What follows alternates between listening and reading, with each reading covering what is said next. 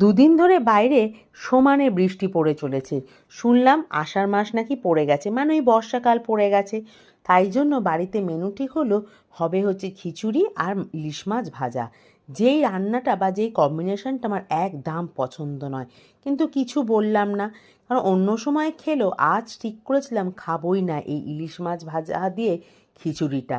তাই রান্নাঘরে এসে মাছটাকে রেডি করে নিয়ে বানিয়ে ফেললাম হচ্ছে একদম সাদা ভাত, তার সাথে ইলিশ মাছ ভাজা, ইলিশ মাছের তেল ভাজা, আর বাদবাকি মাছ দিয়ে আর বেগুন, কালো জিরে, কাঁচা লঙ্কা দিয়ে বেশ পাতলা ঝোল। আমার বাপু একদম ভালো লাগে না ওই গোবিন্দভোগ চালের গন্ধ আর ইলিশ মাছের গন্ধ মিলেমিশে যখন একাকার হয়ে যায়। যাই হোক গে, সবার পাতে তো দিয়ে দিলাম। তখন দেখলাম কেউ তো কোনো মুখ বেজার করলো না, বেশ তো দিব্যি খেয়ে এলো।